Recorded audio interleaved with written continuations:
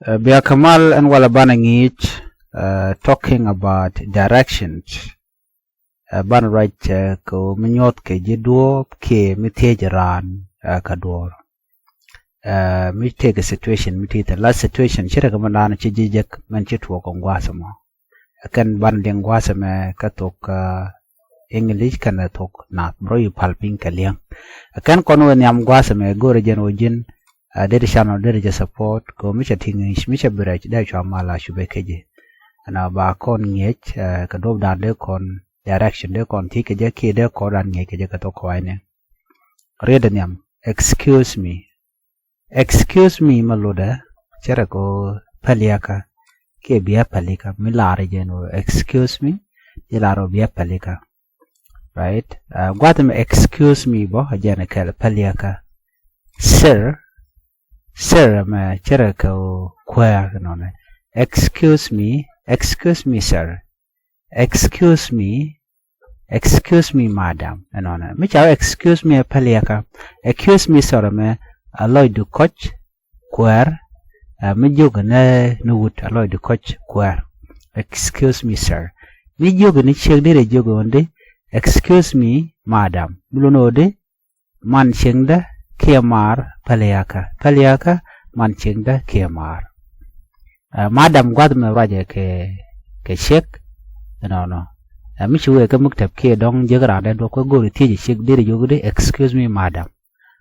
me shek me dong de dap no mi chuwe excuse me sir joga nuut paliaka excuse me me chere ko aloy du coach ana eden durman excuse me aloy du coach excuse me miss gwadamba lunode aloy du coach mar enona la miss raja ke kwichek ngai kona la polai ke do dane randa right ke je kenatine leda excuse me paliaka excuse me aloy du coach excuse me aloy du coach kwar excuse me sir aloy du coach kwar la sir shirka kwar Michal ke madam ne lore ne check ke man chengda ke man cheng ke ne check no cheng chela man check do badire jogde excuse me madam mishu ka muktab ke jegran wi chade jo excuse me madam no mi nyam to de jo excuse me miss al mulo no de aloy de koy kwar ke aloy de koy ka ha ke aloy de koy man chengda ke mar no wane wa te kon ke could you tell me how to get to the bank, please? Could you tell me how to get to the bank, please? Could you tell me how to get to the bank, please? Jindere lar duop inde guat. Ade kono cholo guat. Guat ke muktaf alami guate gua witen tejeneran. Muktaf yone jekten. I don't know.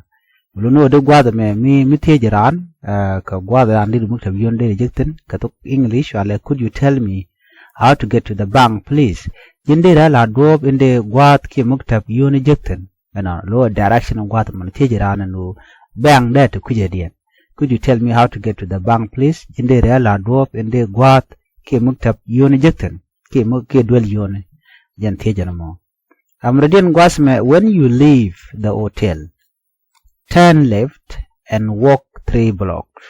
When you leave the hotel, turn left and walk 3 blocks. Muluno di jin michi jen ko hotel wir ka kwicham. When you leave the hotel, turn left. Cham chale left. Turn left wo wir ka kwicham. Enter ka pen bidor dang jok jekten. Titi ador si ador and ador. The door dang jog jekten. Turn left and walk 3 blocks. Luno the road read ka cham kabuwe ka pen door dang jog no. Ala block kere ka door dang jog ke block ne ngai kon la mi door che jek te charen lwai chal ka block ta tan. Ja ko jogo no di jin mi che jen ko hotel were ka kwicham ente ka pen the door dang jok we could when you leave the hotel, turn left and walk 3 blocks. Make a left turn at the bookstore.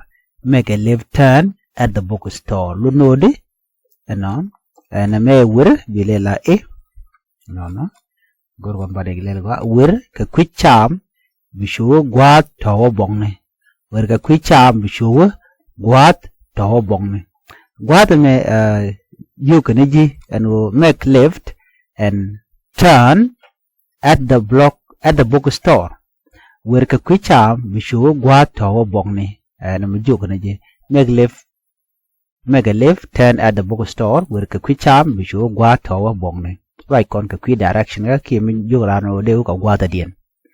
You will see a cafe and a post office.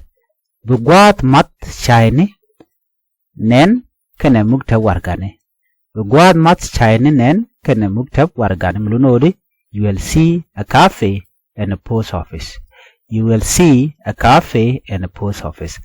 Bugwat mat shiny nen kana mukta wargane. You will see a cafe and a post office. Bugwat mat shiny nen kana mukta wargane. The bank is next to the post office. The bank is next to the post office. Maluda will yun thieka ka gwat wargane. Will yun thieka ka gwat wargane. And will yun point the thieka ka ngu thieka gwas wargane. The bank is next to the post office. The bank is next to the post office. Will yun thieka ka gwat wargane. Thanks a lot. Chiloida te dalong. Thanks a lot. Chiloida te dalong. You are welcome. Guae along. You are welcome. Guae along. Mi jiram jit guasame bi shugor no bi listen me bi nyok ni de koken ban yo jekka ni jodien bi ataka mal.